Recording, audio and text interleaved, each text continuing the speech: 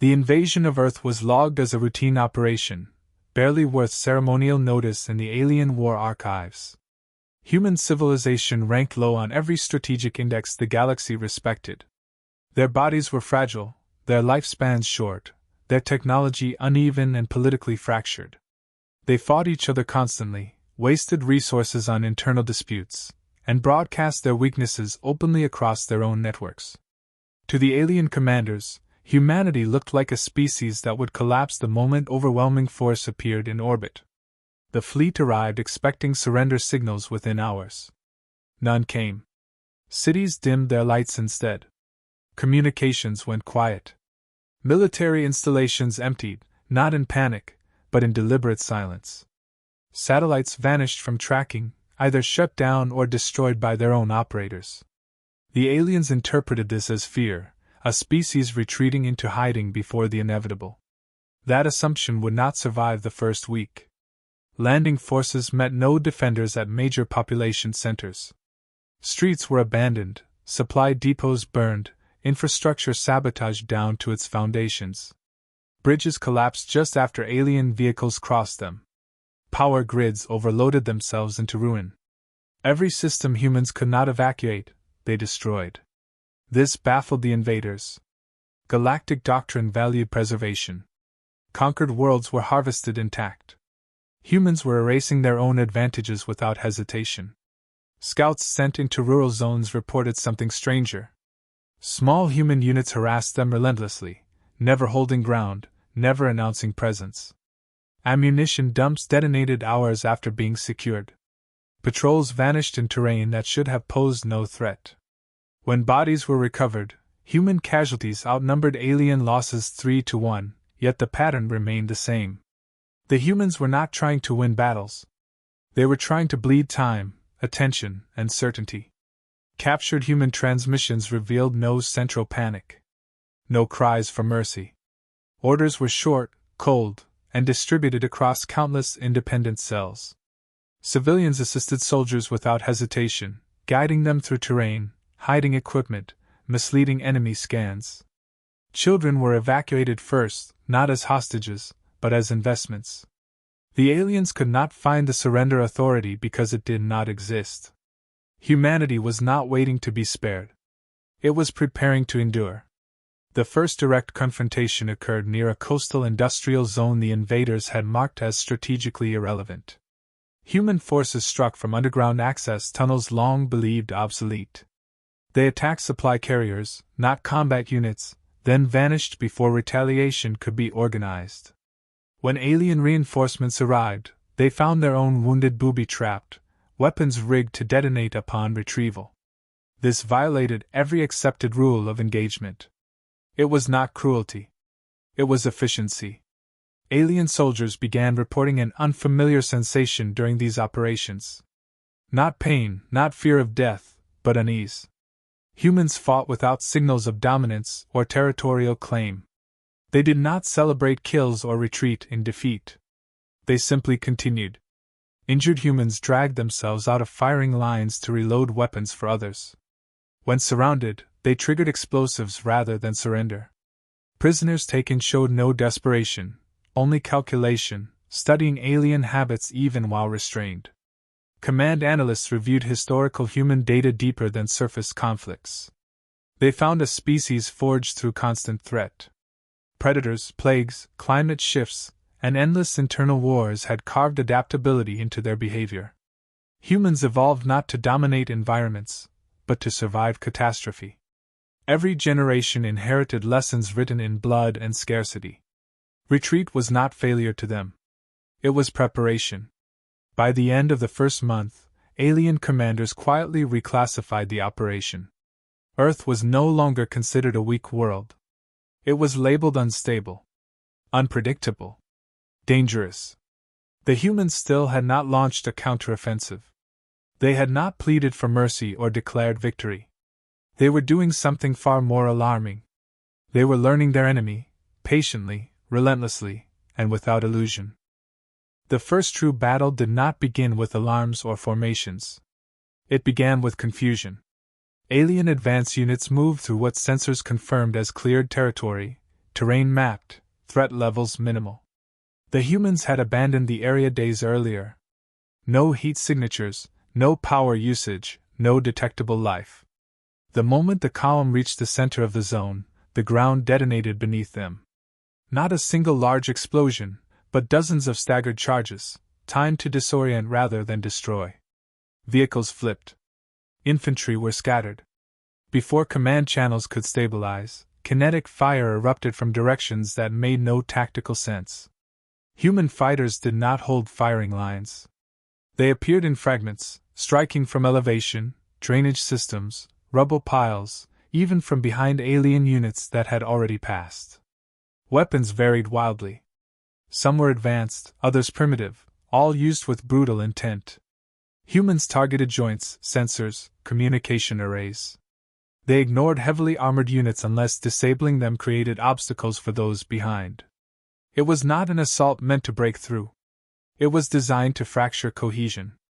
Alien counterfire was precise and overwhelming. By all metrics, it should have ended the engagement within minutes. Instead, humans withdrew in coordinated disorder, drawing pursuit into narrow passages laced with secondary traps.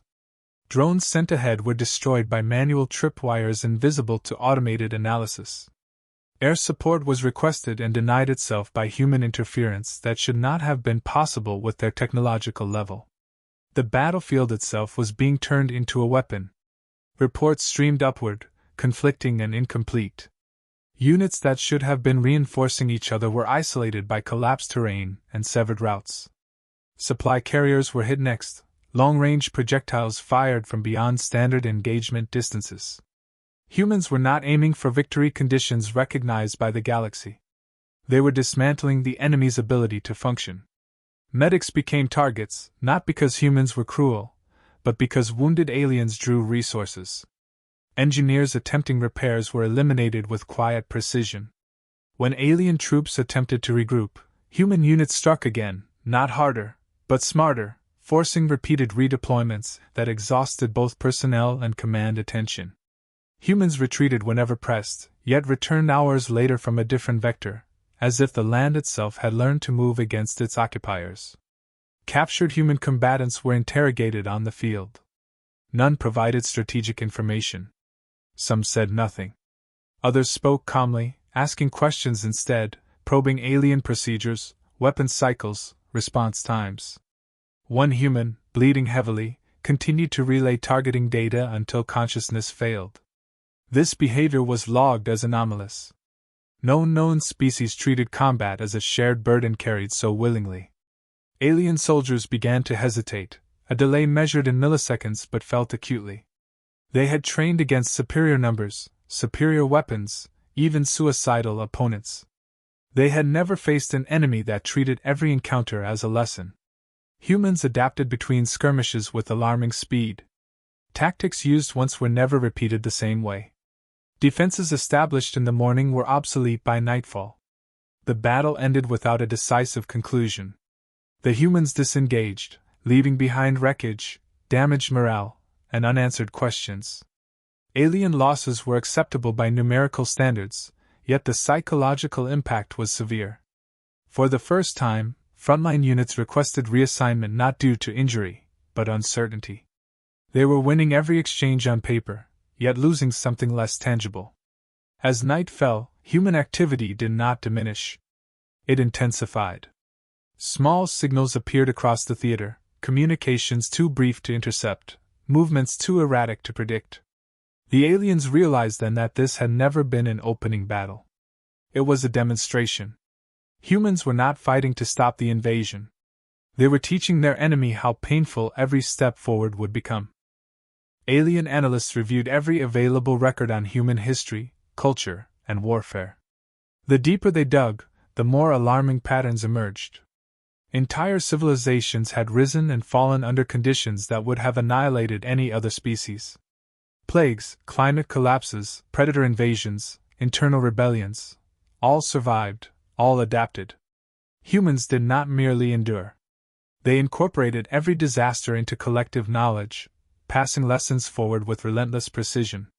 Their military doctrine, though informal, was an extension of this survival instinct. Captured humans were scrutinized with methods designed to extract confessions, strategies, and weaknesses. Instead, they observed alien routines, noted tactical habits, and spoke of contingencies the aliens themselves had not considered. Each human acted independently yet contributed to a coherent strategy. Cooperation was instinctive, not commanded. Aliens realized that when one unit was compromised, others adjusted instantly, exploiting the smallest gaps in enemy assumptions. Flexibility was embedded in every layer of human behavior. Alien officers studied human psychology through intercepted transmissions and prisoner interviews. Humans did not exhibit fear in predictable ways. Casualties did not trigger panic. Loss of territory did not inspire surrender. The human response to adversity was persistence, calculation, and occasionally improvisation that defied logic. They acted not out of hope for victory, but out of refusal to succumb. Pain, exhaustion, or injury did not diminish their effectiveness, it reshaped it. Humans turned vulnerabilities into tools, sacrifices into tactical advantages, and despair into planning. Data from battlefield encounters confirmed what the records suggested. Every human engagement contained multiple levels of strategy. Retreats were never random. They guided alien forces into terrain chosen to maximize alien errors. Ambushes were layered, traps anticipated standard countermeasures, and decoys were indistinguishable from real threats. In one encounter, a wounded human deliberately exposed themselves, drawing fire, only to reveal hidden reinforcements positioned for maximum impact. It was both cruel and brilliant, a hallmark of instinctual problem-solving under pressure. Alien scholars consulted galactic histories for parallels. Other species had survived comparable hardships but evolved predictable behaviors. Humans remained fluid, reactive, and above all, unafraid. Captured combatants would comply only when it suited long-term survival, not to avoid immediate pain. Command hierarchies existed but were non-essential. The humans could coordinate organically across fractured units. Decentralized decision-making was executed flawlessly, a testament to adaptation honed over millennia of conflict. Field reports documented humans continuing to fight while wounded, often against overwhelming odds. One soldier endured multiple injuries yet returned to direct others, redistributing weapons and resources with unwavering calm. Civilians reinforced combatants, improvised defensive positions, and sabotaged alien advances without hesitation. The aliens could not categorize these actions: bravery, fanaticism, or calculation. Whatever the term, it was effective beyond any known model. Alien commanders began to fear more than defeat. They feared unpredictability. They could calculate casualties, estimate resupply times, and predict movements. They could not anticipate human choices. Every operation became a test of assumptions, and every assumption was flawed. Humans were redefining the battlefield in real time, using strategy as much as improvisation, emotion as much as intellect. By the end of this phase, alien analysts reached a reluctant conclusion: humans were not the strongest, fastest, or most technologically advanced species they had encountered. They were, however, uniquely dangerous because they were uncompromising in survival and endlessly adaptable. No doctrine, no superior force, no standard tactic could reliably defeat them. Understanding humans became the priority, and yet, the harder they tried, the more humans revealed mastery of unpredictability. They were learning their enemy while remaining unknowable themselves, a paradox that alien science could not yet resolve. The counteroffensive began subtly, almost imperceptibly. Alien Command believed they were initiating a decisive campaign, deploying overwhelming force across the most contested zones. Supply lines were reinforced, artillery positioned for maximum coverage, and advanced reconnaissance launched to predict human positions. Every measure followed doctrine. Every calculation assumed the humans would behave like every other species. Every assumption proved wrong. Humans did not meet the invaders head-on. They fragmented, dispersing across urban ruins, forests, and subterranean networks. Each movement was calculated to disrupt alien logistics, yet executed with minimal exposure. Vehicles expected to traverse clear roads were met with collapsed bridges, concealed traps, and sudden ambushes from unexpected angles. Even aerial units found interference with no discernible source: debris, signal jamming, and improvised anti-air measures. Aliens realized they were being stretched thinner with every mile. Small human squads became tactical multipliers. One team would initiate contact, drawing alien attention, while hidden units struck communication nodes or fuel caches. Retreats were deliberate, luring pursuers into zones prepped for maximum impact. Terrain itself was weaponized. Narrow alleys, canyon valleys, and ruined buildings created kill zones that forced alien forces to funnel into predictable paths the humans had already prepared for. This was not mere resistance. It was engineering battlefield dominance from weakness. Alien units attempted conventional flanking, but each maneuver met adaptive responses. Humans anticipated alien doctrines, countering with solutions that combined improvisation and historical knowledge. Traps were nested, decoys masked real threats, and wounded humans continued to contribute, redistributing arms and guiding reinforcements. For every alien strike, there was a human solution, often executed by untrained civilians acting on instinct and experience. Chaos became organized, disorder became a weapon. Command structures began to falter. Field officers reported repeated failures despite overwhelming resources. Alien hierarchies, once rigid and efficient, became liabilities. Orders delayed, communications misrouted, and morale declined as uncertainty permeated units. Losses were not catastrophic numerically, but the psychological strain was unprecedented. Soldiers hesitated where hesitation was fatal. They doubted strategies that had never failed. Human persistence undermined confidence as effectively as any assault. In urban zones, sabotage intensified. Factories exploded, power grids collapsed, and key supply depots were rendered useless. Humans exploited alien dependency on technology, neutralizing advantages with ingenuity rather than brute force. Even captured aliens reported that their own equipment had been anticipated, every vulnerability exploited before they recognized it. The battlefield was no longer defined by conventional superiority. It was defined by human adaptability, foresight, and relentless pressure. Alien Command convened emergency councils. Plans for overwhelming retaliation were drafted and discarded as impractical. Every proposed strike could be countered in multiple ways, every advantage nullified by terrain, timing, or human initiative. Conventional strategy could not contain the humans. Conventional intelligence could not predict them. Alien forces were forced into reactive operations, fighting battles chosen by their enemy rather than themselves. The shift was complete. Humans dictated terms without occupying territory or amassing superiority. By the campaign's conclusion, alien units were exhausted, disoriented, and demoralized. Supply lines were crippled, command cohesion was fractured, and every tactical assumption had been tested to its limit. Humans, though numerically inferior and less armed in conventional terms, had proven the impossible. They turned every weakness into leverage, every retreat into a strategic maneuver, and every encounter into a lesson for their enemy. The aliens understood, finally, that they faced not merely a species that fought, but a species that could redefine the battlefield entirely.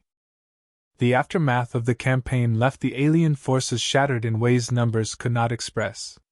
Entire units were still intact physically, yet mentally fractured, plagued by uncertainty and hesitation. Reports returned to command did not speak of defeat in the conventional sense. They spoke of humans as a force beyond predictable engagement. Alien leaders, once confident in their supremacy, now approached every operational plan with doubt, re-evaluating centuries of doctrine against the lessons carved by human endurance. Captured aliens described human behavior with terms that skirted comprehension: relentless, adaptive, unyielding. The humans had not sought to annihilate their enemies. They had not pursued total conquest. Instead, they had engineered conditions in which the aliens could not operate efficiently, where every advance incurred cost, and every victory was Pyrrhic. The humans had established control not through brute force, but through unbreakable persistence and calculated resistance. Alien historians began chronicling the engagement with unease. Every recorded encounter highlighted an unexpected principle. Humans did not fight for territory alone, nor for dominance alone, but for survival and principle simultaneously. Loss did not deter them, suffering did not break them. Even in retreat, they maintained initiative, dictating the tempo of every interaction. What had initially appeared as chaos was revealed as mastery of the unpredictable, a force that refused to be cornered by conventional understanding. Communications intercepted from human channels, when translated, revealed a restraint the aliens could barely grasp. They had opportunities for annihilation, for vengeance, yet deliberately avoided overextension. Humans set boundaries, choosing engagement only when strategically necessary. Their victories were precise, their interventions measured. It was not mercy. It was calculation, tempered by foresight and an innate understanding of consequences. The humans had not just survived, they had taught the invaders a lesson that reverberated across the galaxy. Alien leaders convened in councils, drafting new protocols in response. Direct confrontation with humanity was now universally classified as high risk beyond any measurable metric. Doctrines shifted from aggression to avoidance. In the historical record, humans were no longer a species to subdue. They were a species to respect, to observe, and, when necessary, to fear. The galaxy's strategic calculus was permanently altered. The deadliest warriors were not defined by firepower, armor, or numbers, but by ingenuity, endurance, and the refusal to yield. Reports filtered down to field units still stationed near human-inhabited zones. Alien soldiers were instructed to avoid provocation, limit engagement, and, if possible, withdraw entirely. Humans had demonstrated that victory through annihilation was impossible. Any attempt at total control risked disproportionate loss. The psychological weight of this understanding surpassed any physical threat. Soldiers who had once charged with certainty now approached with caution, recognizing a foe that could turn every advantage into liability. The humans, for their part, withdrew from active confrontation, yet retained awareness of alien movements. Their presence was a constant reminder of restraint paired with capability. Civilizations across neighboring systems noted the shift. Human intervention was decisive, yet deliberate. Humans were deadly not because they sought endless war, but because they ended conflicts on their own terms. The galaxy recalibrated around this reality, understanding that engagement with humanity was unlike any engagement before. The human strength was not in annihilation. It was an unrelenting mastery of survival, strategy, and foresight. The campaign closed not with a victory parade, but with silence. The aliens returned home, their fleets intact but their confidence fractured. Humans remained, unbowed and unbroken, a species defined not by dominance but by principle. They had proven that survival was the ultimate weapon, that endurance could overcome technology, and that intelligence paired with courage could make even the mightiest invader hesitate. Humanity had not just won a war, they had redefined what it meant to be the deadliest warriors in the universe.